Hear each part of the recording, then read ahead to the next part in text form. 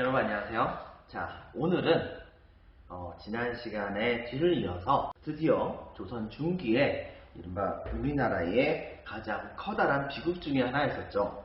7년 전쟁에 불렸었던 임진왜란에 관한 내용에 대해서 이야기를 좀 하도록 하겠습니다. 조금 더 이제 여러분들이 쉽게 좀 알게 하기 위해서 이 임진왜란 자체를 좀 선생님이 자세하게 좀 다루도록 할게요. 그러니까 이점 명심해서 여러분들이 봐주면 좋을 것 같다는 그런 생각이 듭니다.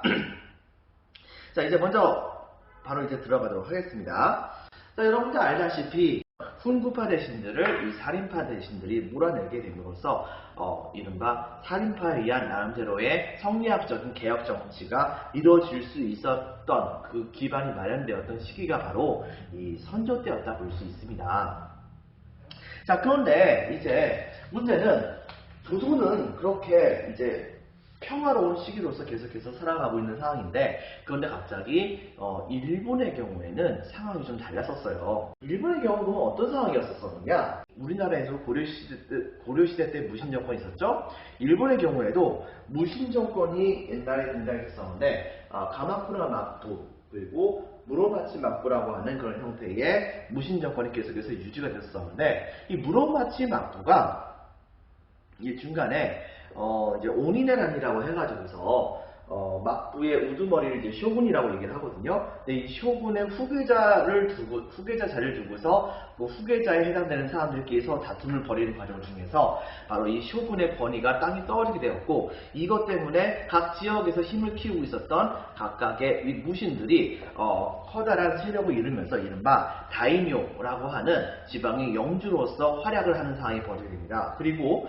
이때 당시에 무로마치 막부의 쇼군으로 임명되었던 사람은 사실상 모든 권력들이 없는 거나 마찬가지가 됐었고, 이때 당시 일본 전역은 각 지역에 이 다이묘라고 이제 이름 붙여졌었던 각 지역의 이제 그 무사들이 서로가 천하를 차지하겠다고 이제 싸움을 벌이는 그 시간이 있게 됐었어요. 말 그대로 일본 역사의 가장 최악의 시기라고 불렸던 시대였었죠. 이른바 센카쿠 시대, 이른바 전국 시대라고 불렸던 그런 시대였었습니다. 그런데 이 시대가 무려 100년 동안 이루어집니다. 이렇게 하다 보니까 당시에 일본은 엄청나게 이제 그 싸움에 이골이 났던 그런 시대라 볼 수 있었어요. 자, 이런 상황에서 이 전쟁의 양상을 바꾸는 사건이 하나 벌어집니다. 이른바 유럽 쪽에서 포르투갈 상인이 일본과 교역을 하기 위해서 왔다가 일본에게 조총을 이제 전달해줬고, 이 조총에 대해서 관심이 많이 있었었던 이 일본인들은 나중에 막대한 그런 돈을 동원해가지고서 이 포르투갈에게서부터 조총을 만드는 방법을 배우게 됩니다. 그리고 이것을 실질적으로 전쟁에 사용하기 시작을 하게 되죠.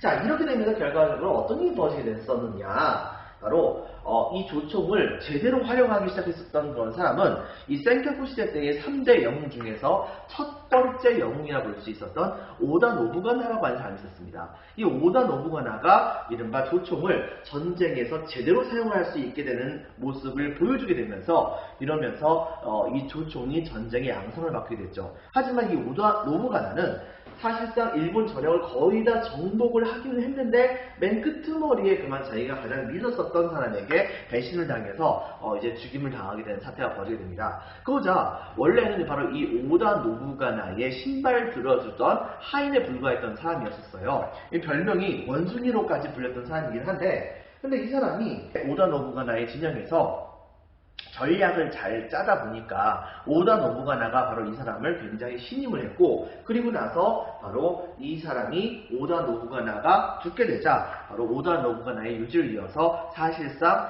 이 오다 노부가나의 세력을 자기가 다 차지하고 일본 전역까지도 완전히 통일하는 모습을 보여주게 됩니다. 그래서 이 완전히 이제 분열되어 있었던 일본 전역을 이 오다 노부가나의 가신 중에 한 명이었던 이 사람이 바로 그 오다 노부가나의 유지를 이어서 전국을 통일하게 되었으니, 그 사람의 이름이 바로 누구냐면 한자말로 하면은 통신수길, 그 다음에 일본말로 한다고 한다면 도요토미 히데요시라고 하는 사람이 등장하게 됩니다. 바로 이 도요토미 히데요시는 말 그대로 전국을 통일하게 돼요. 근데 문제가 있습니다.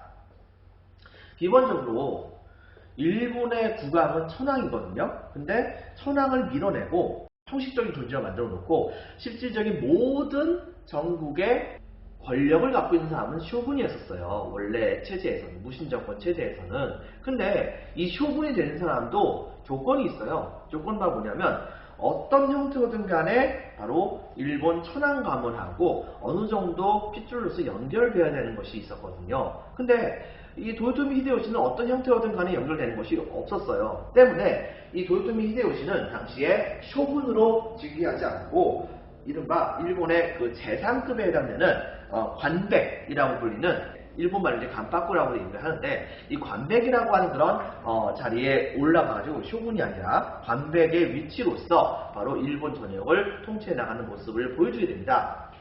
근데 문제는 이거 자체를 비록 힘이 부족해가지고서 도요토미 히데요시에게 고개를 숙이고 있었던 많은 이 다이묘들이 많이 있긴 있었지만 문제는 이 도요토미 히데요시가 출신이 낮다 보니까 바로 다른 다이묘들은 이 도요토미 히데요시를 겉으로는 공경하는 척 하면서도 실제로는 되게 깔보는 그런 측면이 있었던 거죠. 그리고 당시에 이 도요토미 히데요시는 바로 이런 부분에 대해서 굉장히 커다란 컴플렉스를 갖고 있었습니다. 근데 이때 당시에 일본 전역이 정말 통일된 상황에서 일본이라고 한 나라가 기본적으로 외세를 막기 위해서 필요한 기본적인 군사력보다도 훨씬 더 많은 군대가 아직 해산되지 않은 채로 각 지역의 다이묘들이 전부 다 갖고 있던 상황이었습니다. 근데 그 군대를 어딘가에 동원을 해가지고서 그래서 새롭게 영역을 개척한다고 한다면 그 개척한 영역은 당연히 도요토미 히데요시의 지배를 받는 곳이 되는 것이겠죠. 때문에 도요토미 히데요시는 당시에 헛된 야망을 갖게 됩니다. 즉 대륙을 정복을 하겠다 라고 할 생각을 하게 됐었어요. 여기서 대륙은 바로 어디냐? 기본적으로 조선이 아니에요. 조선이 아니라 명나라를 공격을 하겠다. 당시에 조선이 이렇게 있다고 한다면 이쪽 지역을 전부 다 명나라가 차지했겠죠? 바로 이 명나라를 공격을 하겠다고 하는 그런 생각. 이런 생각을 갖고서 당시에 이 군대를 동원할 생각을 하고 있었던 겁니다. 이 도요토미 히데요시는 한 가지 꿈이 있었습니다. 그 꿈은 바로 뭐냐면 바로 조선을 앞장세워서 그 군대와 일본의 군대를 같이 합쳐가지고 당시에 명나라와 그 다음에 인도까지도 점령을 해서 그 지역 전체의 왕으로서 자기가 이제 존재하고 나머지 땅들은 바로 자기에게 충성을 바치는 이 다이묘들에게 나눠주게 됨으로써 일본이 전 세계를 통치하는 그런 시대를 꿈꿨던 것이라 볼 수 있겠죠. 자, 그런 꿈을 갖고 있었던 이 도요토미 히데요시. 이 도요토미 히데요시는 일본 국내에 있는 토지에 대해서 불만이 되게 많이 있었던 이 다이묘들에게 너희들의 그런 꿈을 일본 안에서만 가지려고 하지 말고 바로 조선을 넘어서 명나라와 그 다음에 이제 그 인도까지에 해당하는 부분을 너희들에게 많이 나눠줄 테니까 그러니까 거기에서 너희들의 그런 영지를 갖도록 해라 뭐 이런 식의 얘기를 했던 거예요. 그래가지고 당시에 이 꿈에 동조를 했었던 다이묘들은 바로 도요토미 히데요시와 같이 의지를 모아서 바로 이 명나라를 공격하기로 마음먹었던 거죠. 근데 왜 조선 침략이 아니냐? 문제는 당시에 일본인들은 조선을 일본의 청나라에게 조공을 바치는 속국이라고 생각했었던 건 측면이 있었던 거예요. 도요토미 히데요시도 그렇게 생각했던 거죠. 그래가지고 당시에 이 조선에게 편지를 보냅니다. 자, 이번에 도요토미 히데요시가 일본 전역을 통일했다. 그런데 조선의 국왕은 어찌 이것을 축하하러 사절 하나 보내지 않는가? 라고 하면서 당장 조선의 국왕은 사절을 보내가지고 무릎을 꿇고서 도요토미 히데요시에게 충성을 바쳐라. 뭐 이런 이상한 내용의 바로 이제 그 사절을 보내게 됩니다. 편지를 보내게 돼요. 그런데 이제 문제는 조선 정부는 이걸 처음에는 무시했었거든요. 그런데 이제 문제는 뭐가 생겼느냐? 당시에 이 도요토미 히데요시의 그런 편지를 전달했었던 그런 지역의 다이묘가 누구냐면 바로 지금 현재 우리가 알고 있는 쓰시마섬, 즉 여러분들 알다시피 이종무의 쓰시마섬 정거리하고 있었죠. 부산 앞바다에서 맑은 날 보면은 바로 보이기도 하는 건 섬입니다. 이 스시마 섬에 있는 바로 이 섬의 주인 도주에게 명령을 내려가지고서 이걸 편지를 보내게 된 거예요. 근데 당시에 스시마 섬은 조선하고의 관계가 끊어진다고 한다면 국가랍니다. 스시마 섬 경제 자체가 완전히 무너지게 되게 돼 있습니다. 조선의 눈치를 많이 봐야 되는데, 그런데 일본 쪽에서 그런 식의 편지를 스시마 섬 도주에 손을 빌려가지고서 바로 조선 정부에게 보낸다고 한다면 조선 정부가 열받잖아요. 그래가지고서 이때 당시에 이 스시마 섬의 도주는 뭘 했었느냐? 편지를 약간 좀 조작을 하게 됩니다. 그리고 조작을 해가지고서 당시에 조선 정부에게 보냈는데 뭐라고 얘기냐면 이번에 도요토미 히데요시가 전국을 통일했으니 그러니 바로 조선 정부는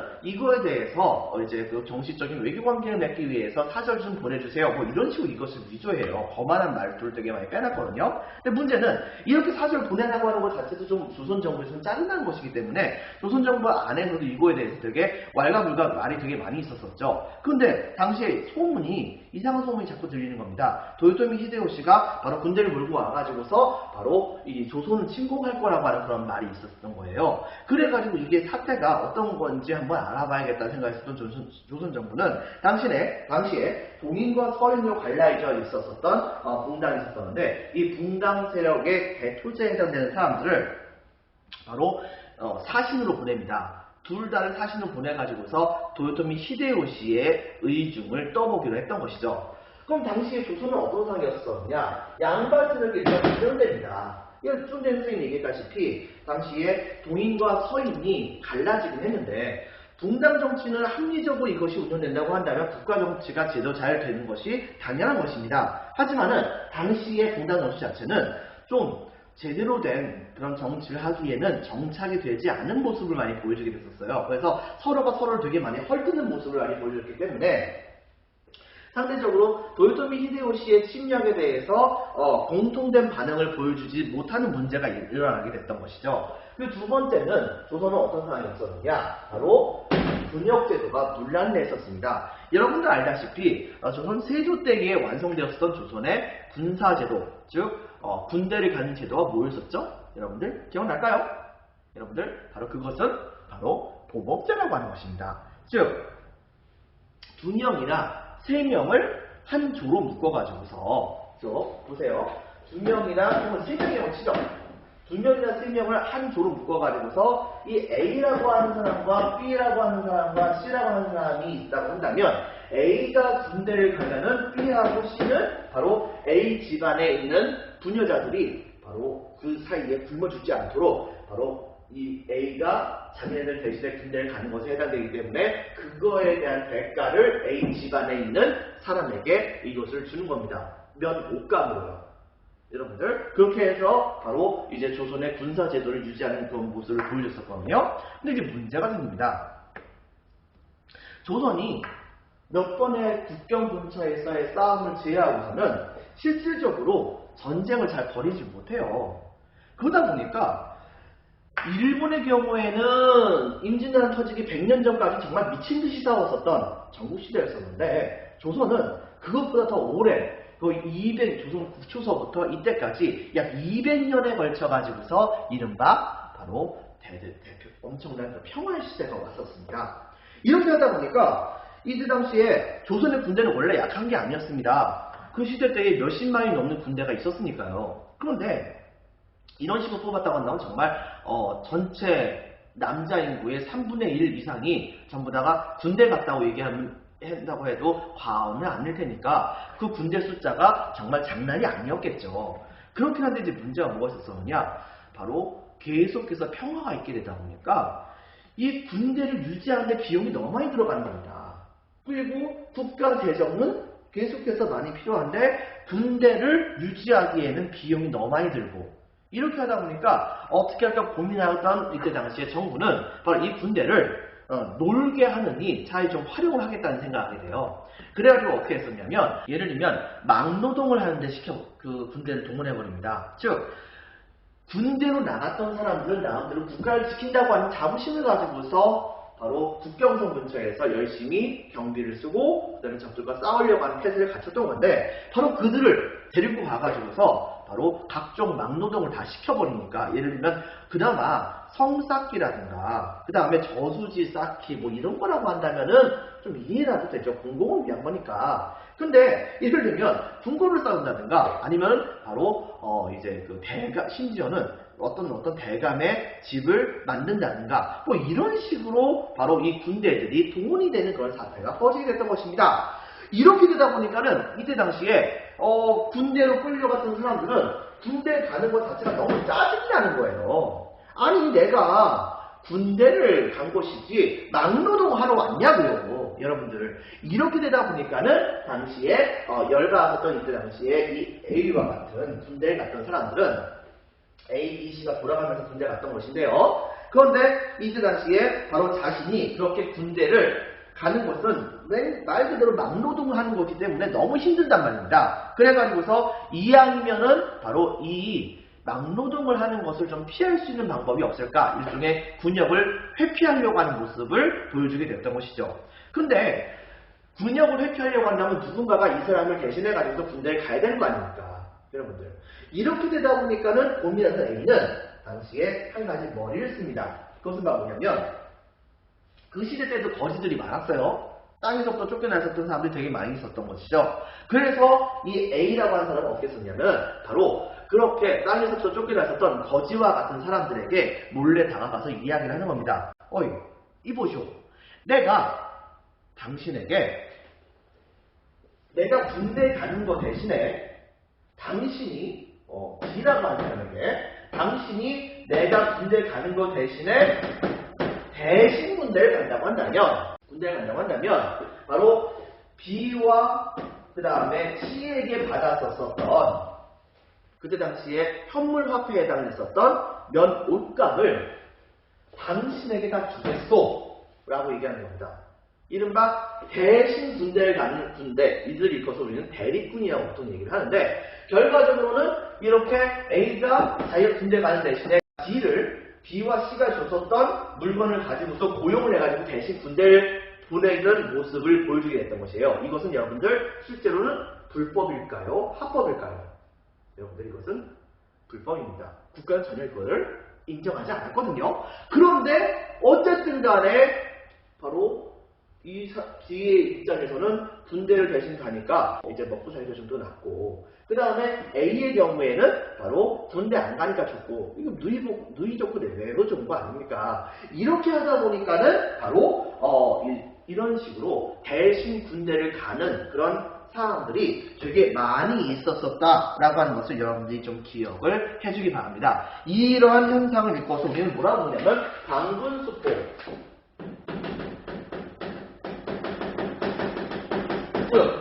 바로 군대를 대신 가면서 대신에 면 옷감으로 이것을 대가로 받았다라고 하는 방군수포라고 하는 건 이제 군역에 대한 문란 현상이 일어나게 됩니다. 여러분 생각해 보세요. 길거리에 있는 노숙자분이 나 대신에 군대를 가는 거예요. 거기 가가지고서 활약을 하는데, 지금 군대는 가면은 운동도 시켜주고 밥도 주고 이렇게 하는 거지만 이 시대 때 군대는 국가가 바로 먹을 것을 안 줍니다. 자기가 먹을 것을 다 알아서 챙겨가야 되는 거예요.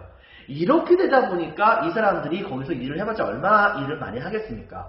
그리고 이런 사람들, 노숙자와 같은 그런 사람들이 군대 가가지고서 얼마나 활약을 많이 하겠어요. 이렇게 되다 보니까 당시에 바로 이 군대의 질 자체가 굉장히 떨어지게 됩니다. 거기다 플러스 시간이 지나면 지날수록 지방정부에 주어졌었던 재정이 굉장히 악화가 됩니다. 그러자 지방에 파견돼 있던 수령은 자기가 문책당하지 않으려고 한다면 바로 이제 그 재정을 어디선가에서 메꿔가지고서 그래서 그 지역에 재정을 나름대로 재정 운영을 잘 돌릴 수 있어야겠죠. 그런데 문제는 뭐냐? 새롭게 들어올 세금이 들어올 만한 곳이 그다지 없다 보니까 어떻게 할까 고민을 했었는데, 당시에 이런 식으로 군대를 대신 가는 사람이 있다는 것을 알게 되었던 일부 지역에 바로 이 사또들은 뭐라고 얘기했냐면, 이 A라고 하는 사람에게, 이게 불법임에도 불구하고 A라고 하는 사람에게, 야, 네가 D라고 하는 사람을 고용해가지고서 군대를 보내면은, 그러면 그 군대가 굉장히 썩어 빠지지 않겠냐. 그러니까 차라리 그렇게 할 바에는 A, B는 바로 B하고 C에게 받았었던 이 면옥감을 관청에게 대신 보내라 라고 하는 얘기를 하게 돼요. 그럼 이 관청은 이것을 대거 받는 거예요. 대거 많이 받아가지고서 그래가지고서 거기에서 자기네들이 생각했을 때 D가 같은 사람들 중에서도 약간 좀 몸집이 좋고 이런 사람도 있을 거 아니에요. 이런 사람들 골라서 고용을 하는 겁니다. 여러분들 골라서 고용하고 그 다음에 문제는 뭐냐? 한 명치에 해당하는 그런 돈을 받았다고 한다면 한 명을 고용하는 게 맞잖아요. 근데 관청에서 어떻게 했냐면은 그 중에서 상당수에 해당되는 돈을 그냥 관청에서 알아서 써버리고 부족한 재정을 메운데 써버리고 그 다음에 일부 조금 남은 돈만 가지고서 바로 이때 당시에 장정들을 고용을 해가지고서 이제 국가의 그 관청에서 운영하는 모습을 보여주게 됩니다. 결과적으로 어떤 게 벌어지냐면 우리나라 국민들은 당시에 국가에게 군대 가는 거 대신에 바로 면옥감을 관청에다 갖다 바쳤으니까 나는 군대 안 가도 되는 것이고 국가는 당연히 지켜지겠지 라고 생각을 했던 것이고 관청의 입장에서는 지금 현재 전쟁도 벌어지지 않은 상황에서 굳이 바로 이런 받은 돈들을 이제 군대를 모집하는 데 쓸 필요가 있겠는가 라고 생각을 해가지고서 이때 당시에 받았던 돈들의 상당수를 당시에 관청 운영하는 데 써버린 그런 믿지 못할 그런 해프닝이 벌어지게 된 겁니다. 당연히 우리나라 군대 숫자가 어떻게 되겠어요? 그 숫자가 엄청나게 줄어들게 된 겁니다. 이것이 바로 군역의 문란이라고 하는 것이죠. 그 다음에 올해 평화와 같은 문제. 자, 그 다음에 이때 당시에 명나라의 경우는 어떤 상황이 벌어졌었냐? 명나라는 여러분들, 우리 명나라 역사상 가장 최악의 황제 중에 한 명이 황제의 자리로 즉위를 하게 됩니다. 그 사람의 이름은 이른바야 바로 신종이라고 하는 사람이고 또 다른 말로 이제 만력제라고 불리는 그런 황제예요. 이 사람은 우리나라 입장에서는 좋은 사람인데 근데 명나라 입장에서 본다고 한다면 정말 아끼는 걸로 유명한 사람이에요. 뭐냐면은 바로 명나라를 반석 위에 올려놓기 위해서 써야 되는 모든 돈들은 정말 쥐꼬리만큼 씁니다. 말 그대로 거의 엄청나게 안 써가지고서 국가 자체가 파탄 지경에 빠지게 되는 상황까지 만들어 놓고 그 다음에 자기가 죽었을 때 만들어야 되는 그런 무덤 같은 거 있잖아요. 이런 무덤은 엄청나게 화려하게 만들었던 사람이었어요. 이거에 반발해가지고서 각 지역에서 농민들이 반란을 일으키는 모습을 보여줬었는데요. 근데 신하들도 이것을 좋아하지 않는 경우들이 많이 있을 거 아니에요? 근데 이때 당시에 이 황제의 명령을 잘 듣는 거식이 없는 분들, 바로 환관과 같은 그런 사람들이 황제의 명령을 이행을 한다는 명목으로 당시에 뛰어났었던 관료 세력들을 열심히 진압을 하는 모습과 또 한 가지 이런 반란도 같이 진압을 하는 모습을 보여주기도 합니다. 또한 이때 당시에 명나라의 관료들 사이에서도 바로 파벌이 나뉘어가지고서 자기네들끼리 막 싸움이 벌어지는 사태가 벌어지기도 했었고요. 말 그대로 총체적 난국입니다.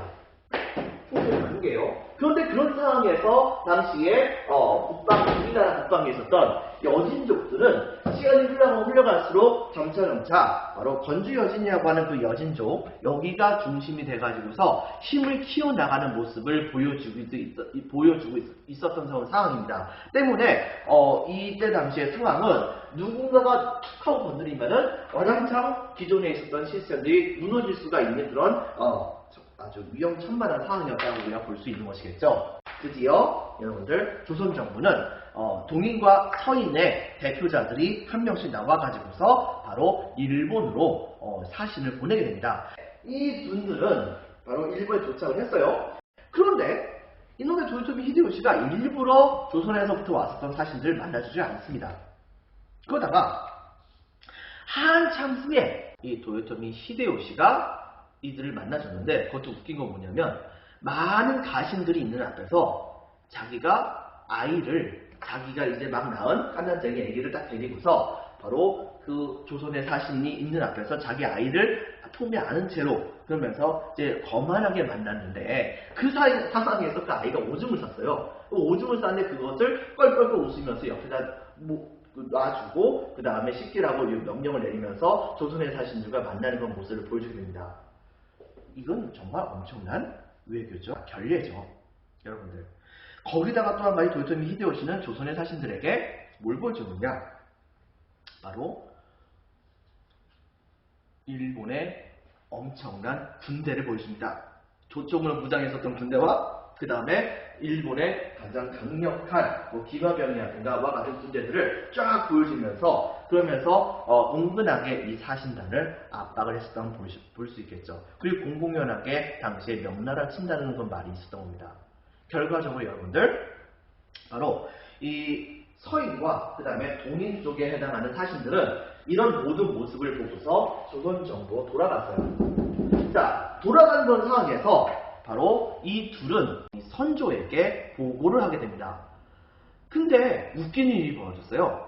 서인 쪽은 도요토미 히데요시는 딱 보니까 명나라를 침공하려고 하는 마음이 분명히 있는 것 같습니다. 근데 일본이 명나라를 침공하려고 한다면 당시에 바로 조선을 통해서 가는 것이 가장 안전하다 볼 수 있기 때문에 당연히 이 일본은 조선을 통해 가지고서 침공을 할 것이라고 생각이 되어집니다. 라고 딱 얘기합니다. 그런데 문제는 뭐냐? 당시에 동인 쪽의 사신은 그 모든 모습을 봤음에도 불구하고 이렇게 얘기합니다. 도요토미 히데요시는 완전 허풍쟁이입니다. 근데 이런 사람이 지금 감히 명나라를 공격할 수 있는 그런 이제 그 지략이라든가 그 다음에 능력이 되지 못합니다. 라고 하면서 이때 당시에 이 도요토미 히데요시가 조선을 침공할 것이라고 하는 것에 대해서 아닐 것이라고 하는 의견을 냈던 거예요. 그래서 이때 당시에 군과 안에서는 굉장히 치열하게 이제 그 각각의 분당들끼리 논쟁이 벌어졌거든요. 근데 결과적으로 이때 당시에 사실상 권력을 잡았던 쪽이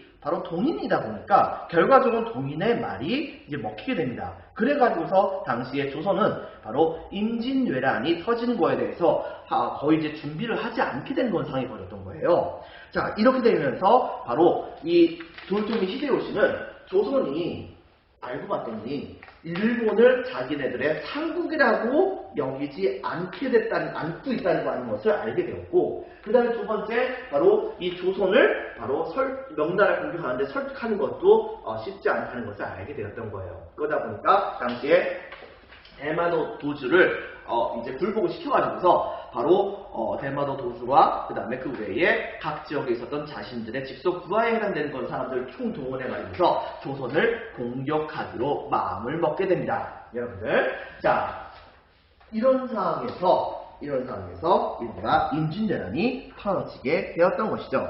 여러분들 프린트 11페이지 보면 다음과 같습니다. 먼저 배경에서는 일본의 경우에는 링크해 드리겠습니다. 별표 2개, 배경 별표 2개. 도요토미 히데요시, 일본 도요토미 히데요시가 전국 통일로 불만 세력의 관심을 외부로 돌린 밑줄 쫙 치고 동그라미 1번. 동그라미 2번. 대륙 정복 명분. 동그라미 2번. 대륙을 정복하겠다. 즉, 조선은 길만 빌려달라. 바로 명나라로 우리는 공격을 하고 가겠다라고 하는 명목이었었어요. 근데 당시에 조선은 어떤 상황이었느냐? 두 번째, 조선 양반 세력이 분열이 됩니다. 되고 동그라미 1번 바로 양반 세력의 분열, 동인과 서인은 분열이 되었다는 점. 그 다음에 동그라미 2번 분역제도가 논란이 됩니다. 이른바 방군수포제, 그리고 좀 전에 선생님이 있었던 관청이 개입했었던 그런 형태의 제도를 일컬어서 우리는 군적수포제라고도 얘기를 하거든요. 바로 이런 식의 분역제도에서의 원칙이 없는 그런 형태의 운용이 일어나게 됐었던 상황이었고, 이런 것은 바로 너무 오랫동안 평화가 유지가 되다 보니까 바로 군대를 알기를 너무 우습게 여겼었던 이유 때문에 그런 것이라고 우리가 찾아볼 수가 있는 것이겠죠.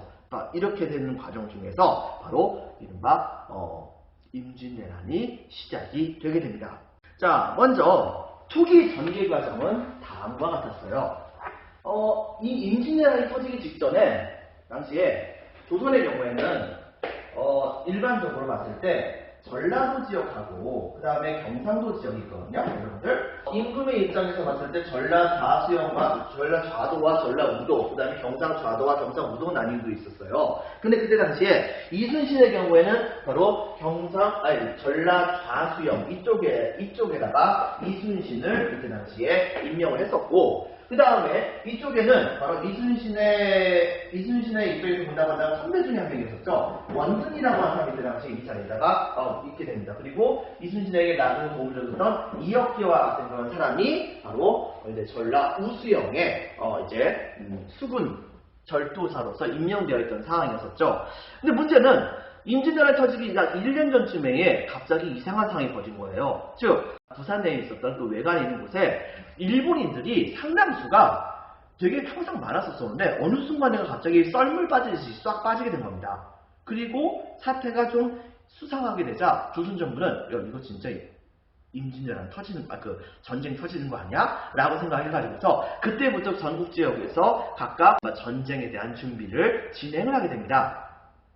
그런 과정 중에서 드디어 1592년 임진왜란이 터지게 되었던 것이죠. 물론 이제 7년 동안에 터지게 됐던 건데 상황은 다음과 같습니다. 어느 날 부산진 앞바다로 나갔었던 정발이라고 하는 별명이 이제 흑의장군이라고 항상 이제 갑옷을 입을 때마다 흑색에 해당하는 갑옷을 입었던 정발이라고 하는 그런 분이 계셨어요. 이분의 경우에는 당시에 이제 일본이 쳐들어오는가 뭐 이런 거에 대해서 항상 잘 주의를 기울였던 분이기도 합니다. 그래가지고 이 부산진 근처에 있었던 정발은 당시에 오늘도 이제 군대를 모아가지고서 외부에서 이제 적들이 혹시 쳐들어오지 않을까 하고서 순시를 나가고 있던 상황이었습니다. 근데 문제는 말이죠. 저쪽에서 말이죠. 이상하게 튀튀한 것들이 막 잔뜩 몰려오는 거예요. 그래가지고서 이게 갑자기 없어졌던 섬이 하나가 등장한 게 아닌가. 생각보다 이게 점점 많아져요. 이게 뭐지? 라고 생각했었던 이때 당시에 정발의 그 함대는 빠른 배를 이용해가지고서 거기에 도대체 뭐가 있는가를 이제 살펴보게 합니다. 정찰 과정 중에서요. 그런데 문제는 뭐냐? 저쪽에서 열심히 그쪽으로 나가고 있었던 조선의 빠른 배가 염탐선이 갔다가 엄청나게 빠른 속도로 막 달려오는 거예요. 그래서 도대체 어떻게 된 거냐? 뭐냐? 그랬더니 저것들은 섬이 아닙니다.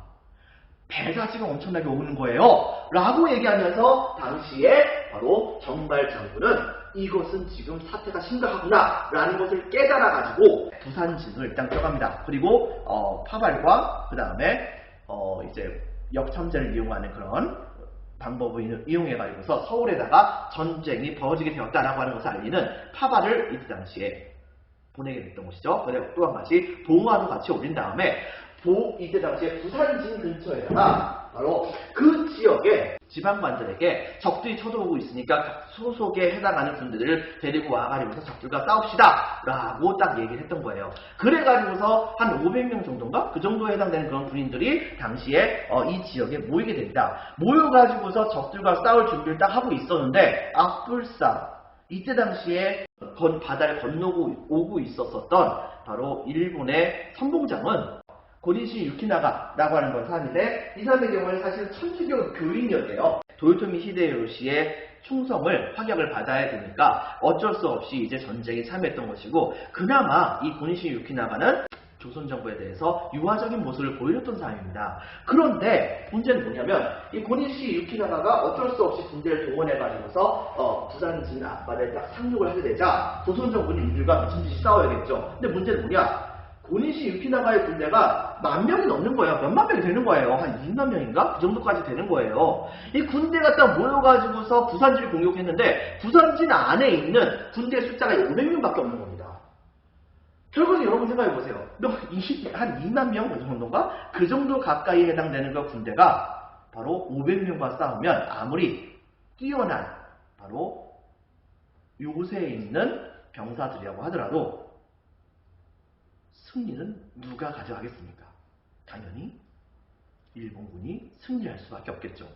몇 시간 안에 그만 부산진은 함락을 당하게 됩니다. 여러분들 이렇게 되면서 부산진에서는 완벽하게 조선군이 패배를 하게 됩니다. 그리고 그 다음 단계 가가지고서 용내성 근처에 이른바 이제 손상현이라고 하는 분이 이 지역에 이제 부사로서 있었던 분입니다. 지방관으로 있으셨던 분이에요. 근데 이분은 사실은 일본군이 쳐들어온다는 것을 좀 알고 있었어요. 그래가지고서 나름대로는 여기에 대해서 나름대로 이제 지금 대비를 합니다. 주변에 있는 그런 현감들과 그 다음에 지방관들에게 군대를 여기로 데리고 오시오 라고 얘기했고, 그 지역에 있었던 그 많은 군대들이 그 연락을 받고서 이제 일단은 화급하게 이 지역으로 이제 오게 됐던 것이죠. 자, 부산진으로 왔습니다. 이제 동네까지 올라갔어요. 1번군.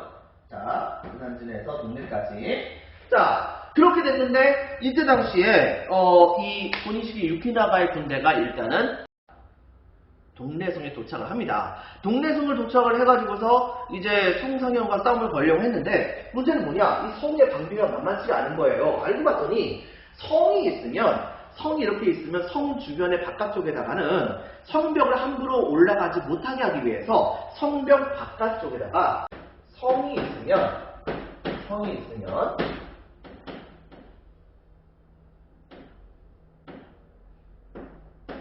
자, 성이 이렇게 있다고 한다면 성벽 바깥쪽에다가 나름대로 해자를 뚫어놓습니다. 해자를 뚫어놔요. 이 해자는 바로 뭐냐면은 바로 일종의 물구덩인데, 성벽 바로 바깥쪽에다가 물구덩이가 있으면 거기다 사다리를 올릴 수가 없잖아요. 그렇다고 한다면은 바로 이 해자를 메꿔야지만이 성벽 위에다가 사다리를 올리고 그걸 통해 가지고서 바로 성을 점령할 수 있지 않겠습니까? 그렇기 때문에 바로 여기에 대해서 나름대로 해자를 뚫어놔가지고서 적들이 한번 접근하지 못하도록 나름대로 방어시설을 만들어놨고요. 근데 성벽 바깥쪽에다가는 말들이 하든가 사람이 함부로 돌아다니지 못하도록 막 못 같은 것을 여기다 쫙 다 뿌려버립니다. 여러분들 삐죽삐죽한 못 같은 것을 쫙 하고 뿌려버리고, 그 다음에 성문 쪽에다가 집중적으로 방어할 수 있도록 하는 그런 시스템을 해놨던 것이죠. 이거 보니까 이거 쉽게 정복할 수 있는 성이 아니겠구나 라고 했었던 이 고니시 유키나가는 당시에 고니시 유키나가의 진영 중에서 송상현을 안다는 사람이 있었다는 거예요. 그래가지고 그 사람을 시켜서 송상현을 좀 설득을 해가지고서 여기 한번 무사히 지나가려고 생각을 했던 겁니다. 그래서 사람을 보냈죠. 송상현 쪽에다가 우리는 명나라를 공격하려고 하는 거지 조선을 공격하려고 하는 것이 아니다. 그러니까 만약에 조선이 길만 비켜준다고 한다면 우리는 그냥 물러갈게, 이런 식으로 이제 편지를 보냈던 겁니다. 그런데 여러분 생각해보세요. 만약에 군대가 조선을 지나가면서 명나라로 간다고 한다면 조선을 지나가는 과정 중에서 이 군대가 계속해서 조선의 땅을 계속해서 이제 밟고서 지나가게 되다 보니까 자연스럽게 그 사이 안에서 이 조선 사람들과의 마찰이 없을 수가 없지 않습니까? 그리고 남의 나라의 군대가 조선 땅에서 있는 것 자체는 바로 그 나라의 주권을 굉장히 심각하게 침해하는 것이라 볼 수 있는 것이겠죠. 때문에 이걸로 인해 가지고서 당시 이 송상현의 경우에는 내 머리를 자를지언정 길을 빌려줄 수는 없다라고 하는 답변으로서 바로 이제 이 얘기를 하게 됩니다. 결과적으로 어떻게 벌어졌느냐? 이것을 쉽게 설득할 수 없겠다 생각했었던 고니시 유키나가는 이 동래성을 엄청나게 공격을 했다고 합니다. 그리고 이 동래성은 나름대로는 열심히 잘 버텼어요. 하지만 여러분들 참고적으로 교과서 144페이지 왼쪽에 나와 있는 그림 혹은 프린트에 나와 있는 그림을 보면 알겠지만은 결과적으로 어떤 일이 벌어졌느냐? 이 동래성도 반나절 정도는 버텼는데, 근데 이것을 결과적으로 다 버티지 못하고 함락을 당하게 됩니다. 그리고 이때 당시에 이 경상도 지역에 있었던 군대 총사령관은 당시에 이 동래성을 도와주기 위해서 군대를 데리고서 오다가 왜군의 그런 공격이 심각하다는 것을 알고서 도망가 버려요. 바로 그 장면까지도 여기 표시가 되어 있습니다. 바로 그 그림의 왼쪽 위에 보면은 뭔가 막 달아나고 있는 조선인들 보이죠? 바로 이것이 바로 그것을 의미합니다. 결과적으로 이렇게 돼가지고서 이 동래성이 함락을 당하게 됐을 때 당시에 송상현은 자기가 끝까지 싸웠음에도 불구하고 안 되겠다 싶었다라고 생각을 해가지고서 그래서 최종적으로는 스스로 이제 죽음을 맞이한다는 생각으로 북쪽에 바로 임금이 있으니까 북쪽 하늘을 향해 가지고서 절을 한 다음에 그 자리에서 처참하게 왜군의 칼을 맞아 전사를 하게 됩니다. 여러분들 이렇게 되면서 이른바 동래성이 다시 함락을 당하게 되는 상황이 되게 됐었어요. 그런데 이때에 그때 가서야 드디어 서울 쪽에 바로 소식이 전달이 됐거든요.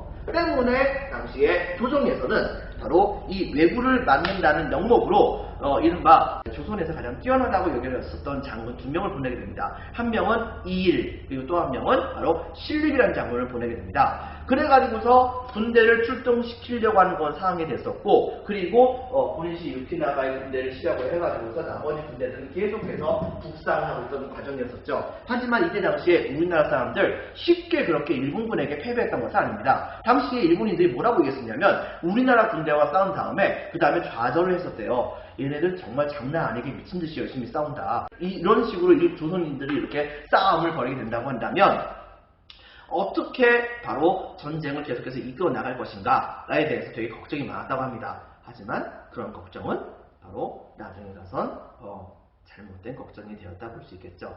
바로 이 다음 부분에 대한 내용은 다음 시간에 선생님이 이야기를 하도록 하겠습니다. 자, 여러분들 오늘은 여기까지 하는 것으로 하겠습니다. 수고 많으셨습니다. 감사합니다.